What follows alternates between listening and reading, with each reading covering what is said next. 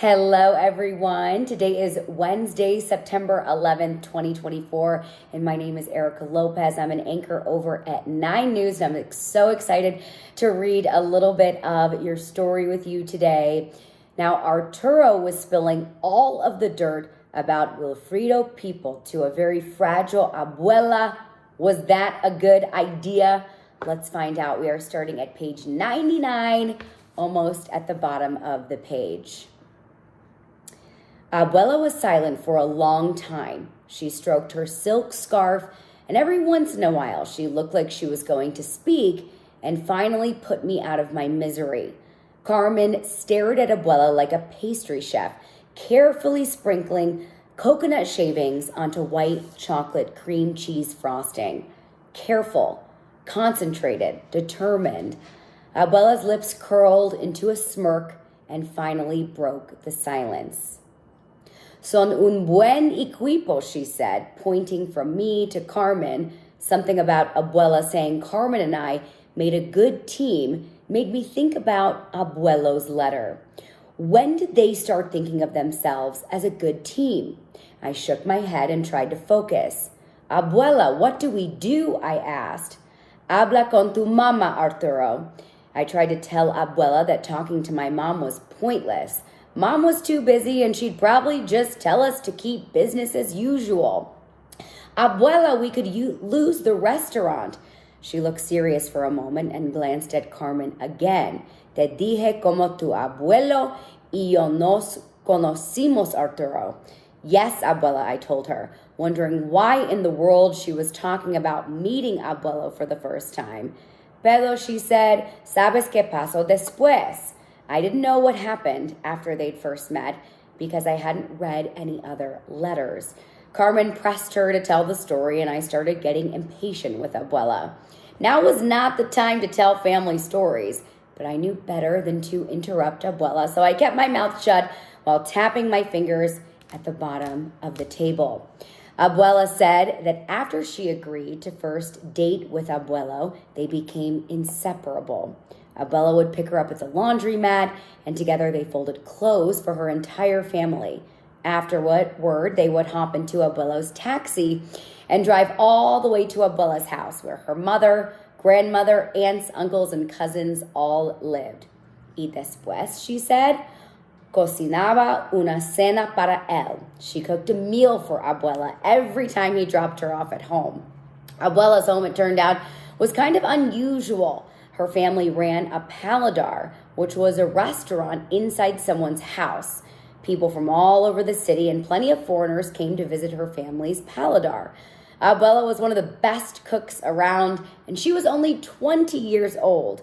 Abuela laughed, pero tu abuelo no era buen cocinero. Abuela wasn't so great of a cook, apparently. I remembered how she said he'd burned the steak once.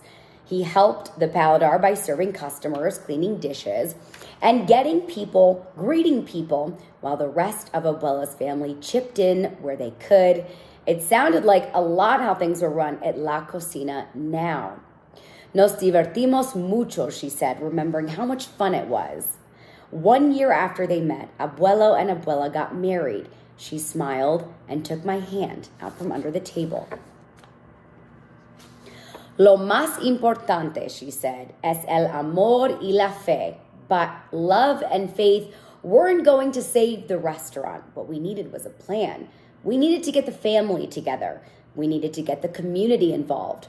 Why wasn't Abuela making sense? I know Abuela, but the restaurant, the neighborhood, we have to fight for it.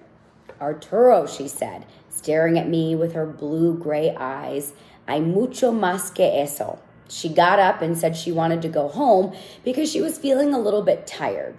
Before we left, Abuela said goodbye to every guest in the dining room in her style, stroking faces, caressing hair, and squeezing shoulders. We walked down the hallway to the kitchen, and she stopped in front of the wall of photographs.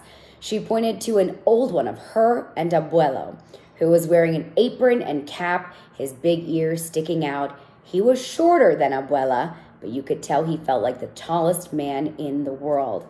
He was smiling with pride at Abuela and her tray of arroz con mariscos, standing in the first restaurant they'd ever run together. Abuela coughed more than usual on our walk home. We slowed our pace, but it didn't seem to help. By the time we arrived, Abuela had serious trouble catching her breath. "Let's get her inside," I said, and handed Carmen the keys. She quickly opened the door, and a blast of freezing cold air from the AC hit our faces. I walked Abuela to her bed. "Abuela, are you okay?" "Agua, por favor. Un poco de agua," she said between coughs. Carmen bolted to the kitchen and brought back some water while I dialed my mom. "Mom," I said, while Carmen gently lifted Abuela upright and held the cup to her mouth. "Abuela won't stop coughing, okay?" "Okay." I hung up and slowly rubbed Abuela's back like my mom told me to. Her coughs slowed down, but my heart sped up. Be okay, be okay. It was the only thought in my mind.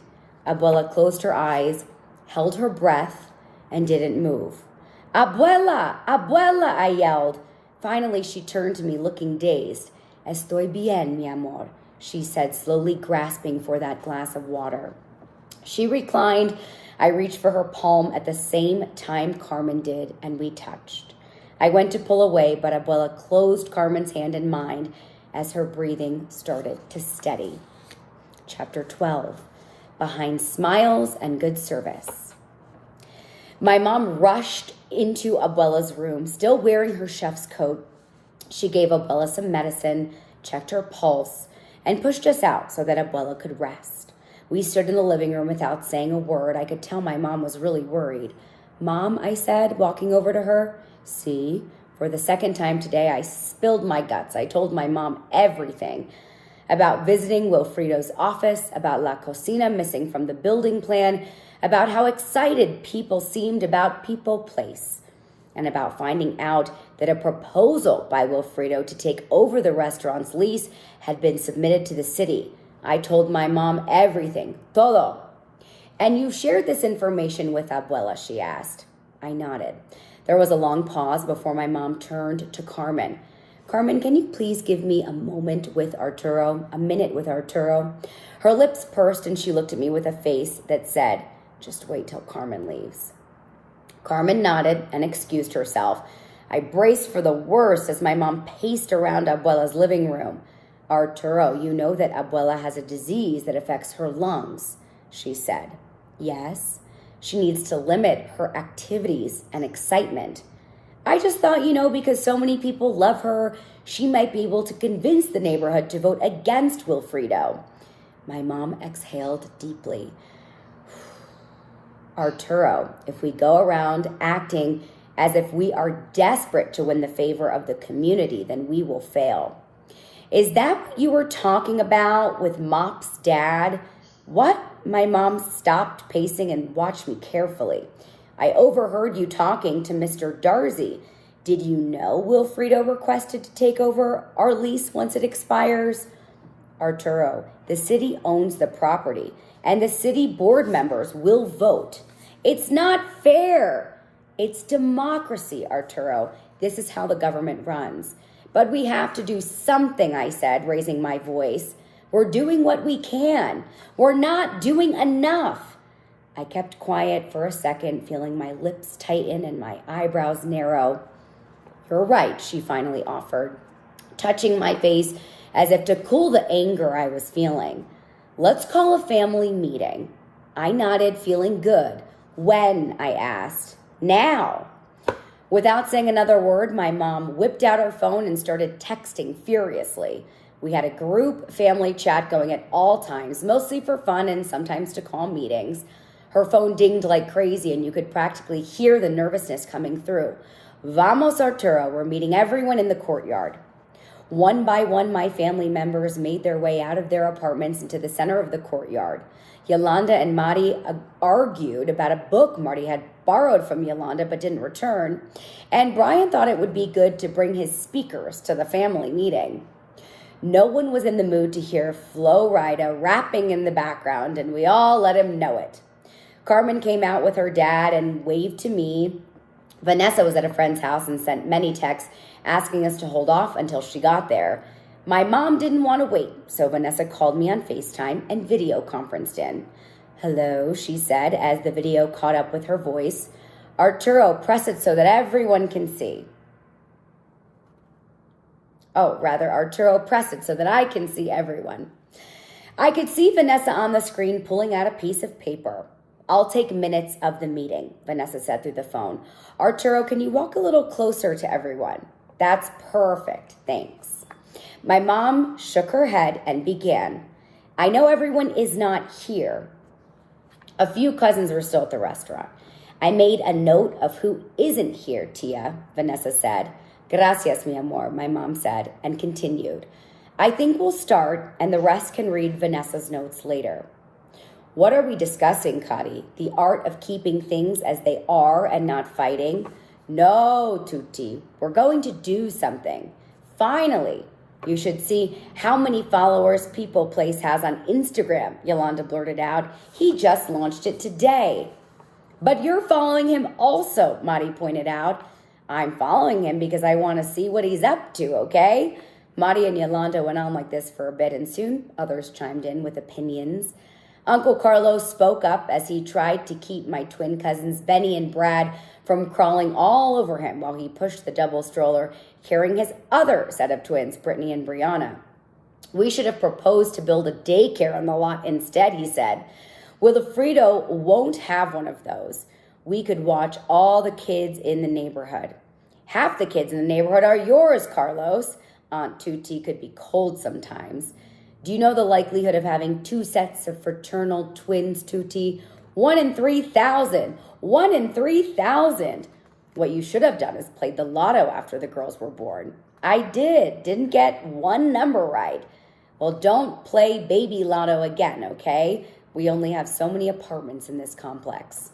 Uncle Carlos was the youngest of Abuela's kids and a stay-at-home accountant. His wife, my Aunt Mirta, was an attorney who worked with the State Department and had to travel a lot, which is why she sometimes missed Sunday family dinner. As an accountant, Uncle Carlos did the taxes for the family as well as La Cocina in between naps and diaper changes. Kari, we need to go to war with this overly perfumed man, Tutti said, getting back on topic. War! We're not doing any of that, Tutti. Then what are we doing? We have to make sure we're the best we can be. Everybody do your jobs with a little extra attention.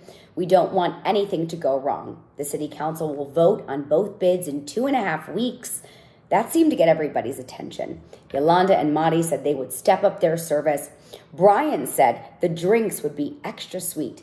The cook said the food would have a little bit more flavor. We all decided the music that played overhead would throw back to the days when the restaurant first opened 19 years ago. Betty More, Celia Cruz, Tito Puente. My dad vowed to make a special sign to hang outside the restaurant that would say we were celebrating almost 2 decades and counting. It should look like we're not planning on going anywhere, my mom said. Kari making little signs and stepping up service is cute and all, but this is bigger than that, Aunt Tutti said. With the Frio people is trying to take us down, we need to fight. We need to fight big.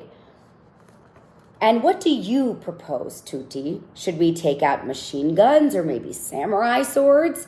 It's better than hiding behind smiles and extra good service. We are a family-run business, and a neighborhood loves us. Being extra attentive will remind people how special our place is. It's just the right touch.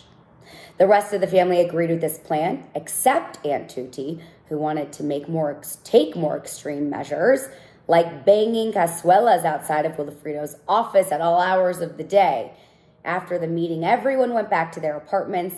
My mom and Aunt Tutti headed to Abuela's to check up on her. I said goodbye to Vanessa and hung up. I wasn't sure how I felt. I was glad that my family was thinking about stepping up their game, but I wasn't sure that it would be enough.